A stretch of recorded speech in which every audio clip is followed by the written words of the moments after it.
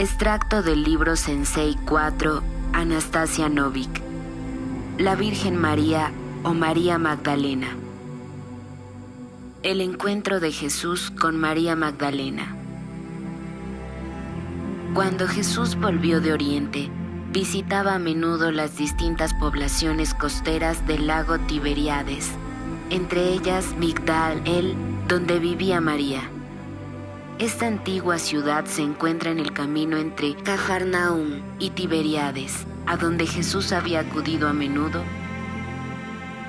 Por cierto, los restos de Migdal El han sobrevivido hasta nuestros días, solo que ahora allí se sitúa un pequeño pueblo llamado Magdal. Fue en Migdal El donde Jesús conoció a María, a la que posteriormente han llamado Magdalena. De nuevo, como ya he dicho, no era una prostituta ni estaba poseída por 7 demonios, de los que supuestamente más tarde Jesús la curó. Si alguien tenía demonios de envidia, mentira, orgullo e hipocresía, eran los que, creando la religión, calumniaron a María de Migdal El.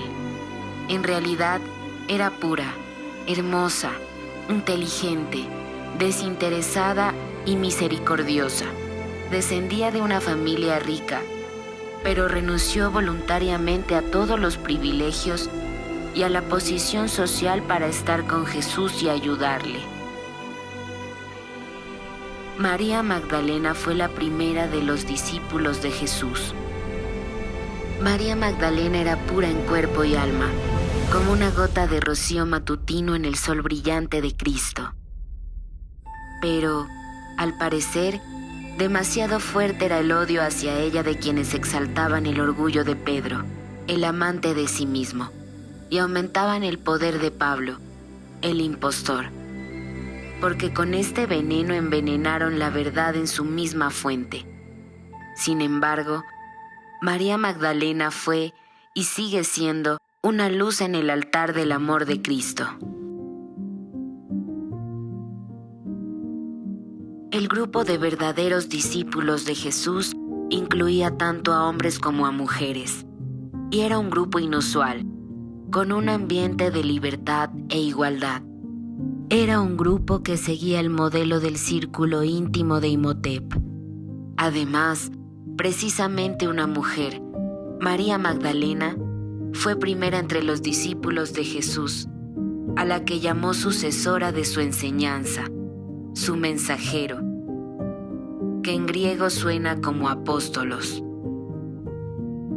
¿Estás diciendo que María Magdalena fue el primer apóstol? Yo pensaba, no lo pensaste tú mismo, dijo Sensei con calma pero firmemente, como si intentara decir más de lo que decía. Te han hecho pensar así. Te dieron una información como modelo y la tomaste, sin ninguna duda, sin entrar en la esencia de lo que ocurre. Pero una vez que te quites el velo y veas las cosas desde un ángulo completamente diferente, verás el panorama completo. En el mundo de la gente no todo lo que parece negro es negro, y no todo lo que parece blanco es blanco. La percepción del color proviene del interior. Cuanto más pura es el alma, más a menudo la persona ve los verdaderos colores del mundo. Y cuanto más crece espiritualmente, más se da cuenta de cómo es el mundo en realidad. La aspiración a conocer la verdad es, ciertamente, encomiable. Pero recuerden, al aumentar el conocimiento, uno también aumenta el pesar.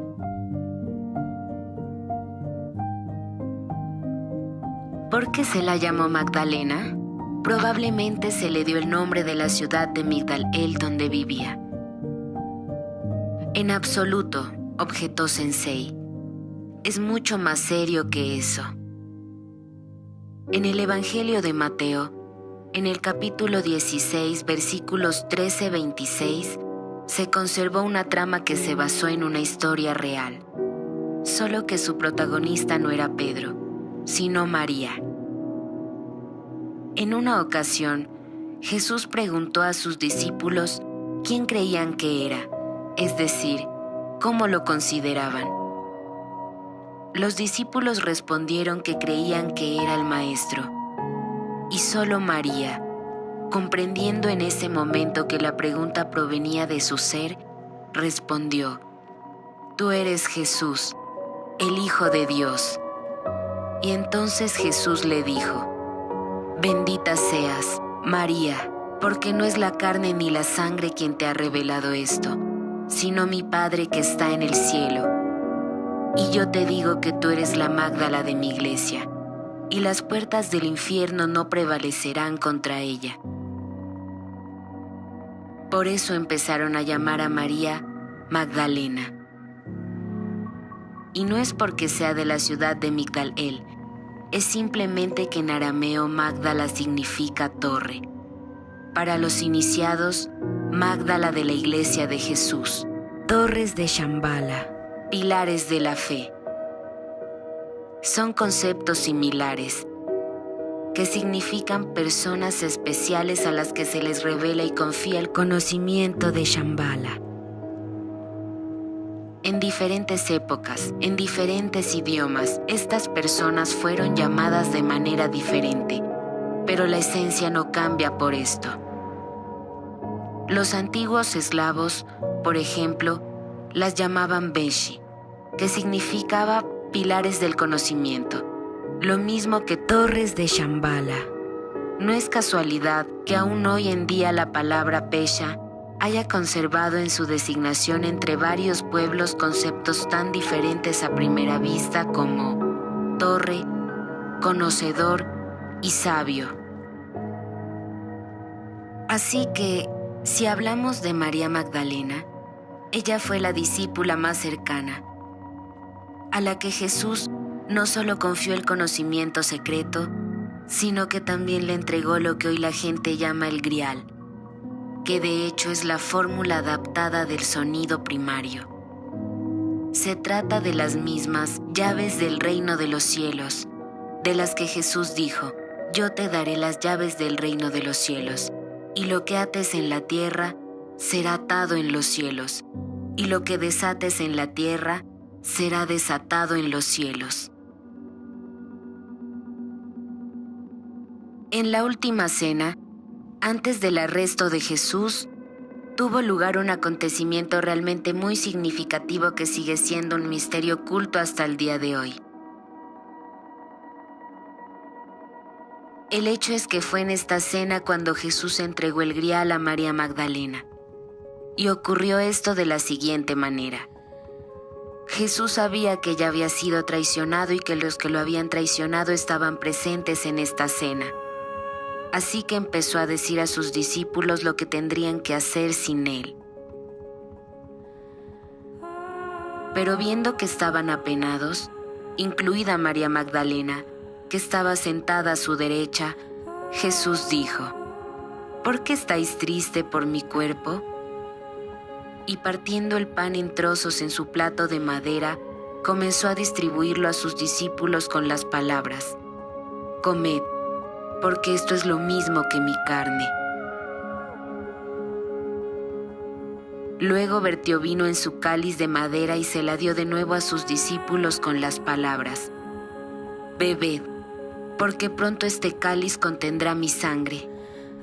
Y luego dijo: «Pero permaneceré con vosotros mientras mi fe viva en vosotros». A propósito, más tarde, en la interpretación de la enseñanza de Pablo, estas palabras se expresan ya de forma completamente distinta, con diferentes connotaciones. Mientras la cena continuaba, Jesús utilizó un cuchillo para raspar dentro del cuenco de madera, plato, del que repartió el pan, una inscripción que significaba la fórmula del sonido primario, o como se llamará milenios después, el grial. Y cuando la cena terminaba, todos vieron que Jesús dio a María Magdalena su cáliz de madera para el vino, colocada encima del plato de madera para el pan. Dándoselo a María Magdalena, dijo: Esta es la Mágdala de mi iglesia, que por muchos pide en nombre de mi Padre, la que recibió mucho. Y todo aquel que crea en mi Padre se alimentará con espíritu del fruto de su santidad en estos días, así como en los días venideros. Y a todo el que pida en su nombre, se le dará. En general, Jesús actuó con sabiduría. Después de todo, a esta cena asistieron, como he dicho, tanto amigos como enemigos. Sus discípulos cercanos sabían que Jesús iba a transferir a María Magdalena un misterio de inmenso poder. Pero ¿cuál era ese misterio? Y cómo lo haría era un enigma para ellos.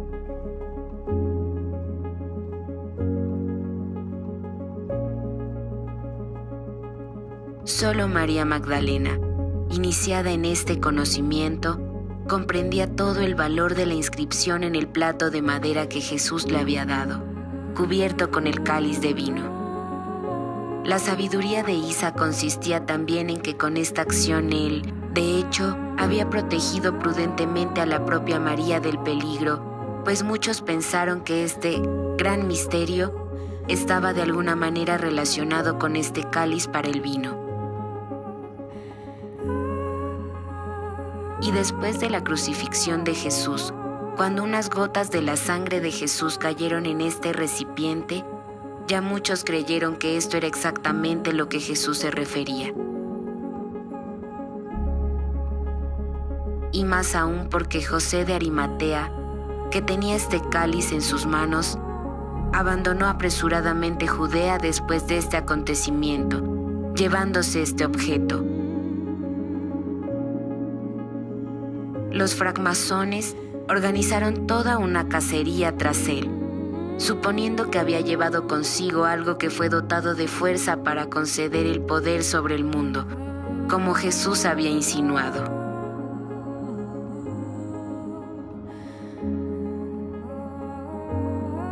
La hazaña espiritual de María. En realidad, el grial se quedó con María Magdalena. Con su ayuda no solo abrió la fuerza interior que le permitía irse al mundo de Dios en cualquier momento, pero hay que rendir homenaje a la grandeza y pureza del alma de María por asumir una gran responsabilidad y revelar la fuerza externa en aras de ayudar a las personas que sufren. La elección de María Magdalena es una enorme hazaña espiritual, porque habiendo conocido el mundo superior, habiéndose convertido en un ser más alto que el ser humano, se quedó en la tierra, en este infierno, habiendo permanecido entre los mundos para ayudar a millones de personas que sufren. Y por ello, hasta el día de hoy, un gran poder espiritual se transmite a través de la Virgen María para ayudar a los que sufren. Es ella la que durante 2000 años está apareciendo a la gente. Si estudian detenidamente esta cuestión, en el cristianismo encontrarán muchas pruebas de que la Virgen María es la que más a menudo aparece en respuesta a súplicas y en ayuda a los creyentes. Y muchos la ven, tanto individual como colectivamente, de forma muy realista. Hasta el día de hoy todavía se conservó la leyenda según la cual, cuando uno de los santos murió y ascendió al reino de los cielos, empezó a buscar entre los santos a la Virgen María para inclinarse ante ella y agradecerle la ayuda que le había prestado en vida a él y a la gente. Pero al no encontrarla en el reino de los cielos, preguntó a los santos dónde estaba. Y los santos le respondieron que no podía encontrarla en el reino de los cielos, porque todavía estaba en la tierra ayudando a la gente sufriente. Virgen María o María Magdalena. ¿Se considera a la Virgen María como la madre de Jesús? Se considera, porque cuando María Magdalena empezó a aparecer masivamente, los clérigos tuvieron que explicarlo de alguna manera. sobre todo porque imaginaron a María Magdalena como una ramera, una pecadora arrepentida, para humillar y pisotear la memoria sobre ella a los ojos de su rebaño. Pero como la Virgen María continúa apareciendo a la gente creyente, se popularizó el concepto de la Virgen María como Madre de Jesús, su adoración como de la Madre de Dios. Pero fue una interpretación humana. A la gente le gusta cambiar todo a su manera. Aunque el hecho de que María Magdalena sea llamada la Virgen María, la Madre de Jesús, no cambia nada. La ayuda de María no disminuye por eso. Al fin y al cabo, lo importante aquí es su fuerza divina adquirida y el principio femenino. Ágape o celebración del amor. El culto a la Madre de Dios no estaba presente en absoluto en las comunidades cristianas organizadas por la gente de Gamaliel y basadas en la religión de Pablo, donde, naturalmente, siguiendo las leyes de los arcontes, se mantenía el dominio del principio masculino, mientras que los verdaderos discípulos de Jesús, los verdaderos seguidores de su enseñanza, glorificaron la armonía entre el principio masculino y femenino, de la manera que Jesús enseñó. Tenían las llamadas ágapas, que traducido del griego significa cenas de amor. Eran cenas comunitarias secretas que en su tiempo organizaba Jesús con sus discípulos, donde, a propósito, se mantenía la predominancia de precisamente el principio femenino. ¿Ágapas? Me pregunto si el nombre agapito no puede estar relacionado con esta noción. Preguntó mi persona. El nombre agapito es de origen griego y significa el que permanece en el amor.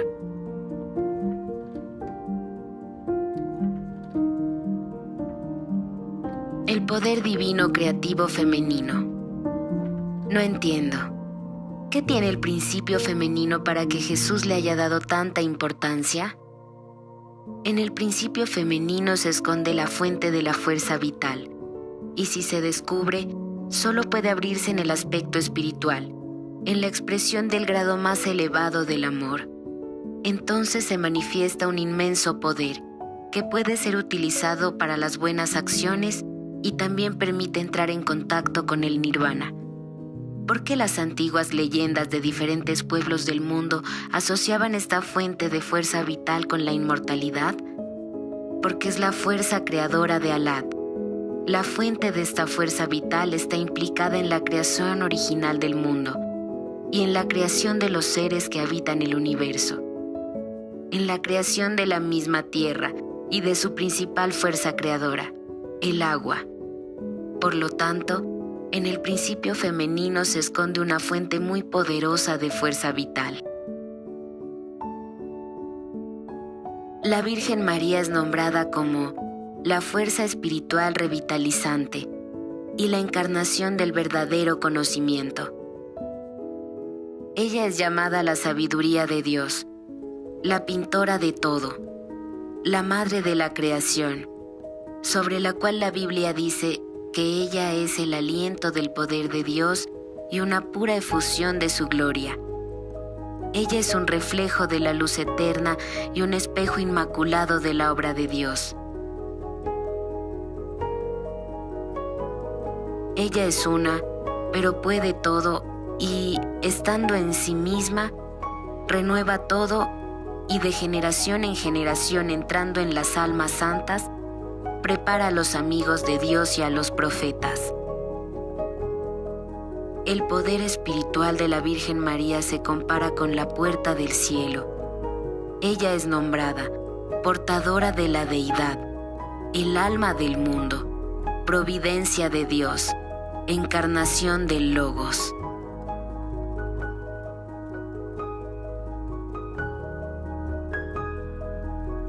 El poder divino creador del principio femenino desempeña el papel principal del verdadero guía del mundo humano al mundo espiritual.